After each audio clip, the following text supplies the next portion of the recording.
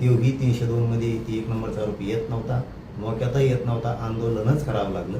त्याच्याही पाठीमागे आणखी जातो, हा गुन्हासुद्धा दाखल होणार नव्हता. हे प्रकरण दबलं होतं कारण 2 दिवस गुन्हा दाखल होतच नव्हतं आणि ते होणार पण नव्हतं. अशी पद्धत इथं जुळून आणली होती. परंतु ते मॅटर आपण जागेवर लावून धरलं आणि तो गुन्हा दाखल करायला लावला. कारण हे त्याच्याही आणखी मागं जायचं ठरलं तरी पोलिसांनी सगळ्यांनी मिळून, आरोपींनी मिळून संगनमत रचून, एकट रचून ते खून संतोषबाईचा घडून आणला होता या धनंजय मुंडेसाठी. त्याच्यामुळं याच्यात धनंजय मुंडे आहे, याच्यात 5-25 पोलीससुद्धा आहेत, जवळपास 100-150 याच्या आरोपीसुद्धा आहेत. हे सगळे झाल्याशिवाय हे वातावरण शांत होणार नाही. नसता वेळोवेळी राज्यात उद्रेक होणार. संतोष देशमुख तुम्हाला असं वाटतंय धनंजय मुंडे यांच्यावर कारवाई होईल? कम नाही म्हणा, तो काय जागीरदार लागून गेला, पैसे खायला ओढ लागायचे. एकट्याला पाप करायला लागलं त्या 1 नंबरच्या आरोपीला, त्या सरमाड्याला.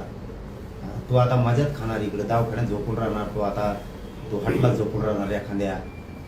मारला काय चिताडतो तेव्हा आता पापात सहभागी होय ना धनंजय मुंडे आहे. त्या 1 नंबरच्या आरोपीच्या पापात सहभागी होय मन. मी सुद्धा याच्यात होतो म्हणून मध्ये जाय, स्वतःहून जाय. नसतात त्यांनी तरी नाव घ्यायला पाहिजे.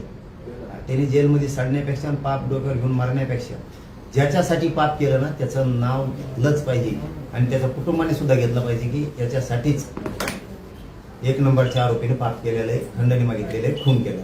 इथून मागचेही खून त्यांनी त्याच्यासाठीच केले. संतोष देशमुख खून प्रकरणातील कृष्णा आंग्रे जो आहे तो अजूनही गायबच आहे. धनंजय मुंडेने गायब केलं त्याला. ते कोणाचा बी चाट्याचा मोबाईल बी त्याजवळच त्यांनीच केलं हे सगळं.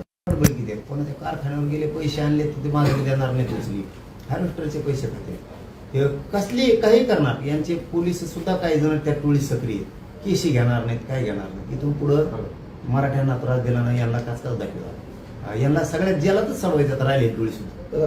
नुसतं इथून पुढं लोकांना त्रास देऊन बघा.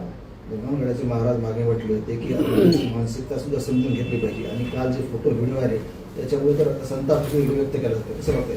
नाही, त्या मानसिकतेवर त्यांची PhD झाली, मानसिकतेवर लोकांची.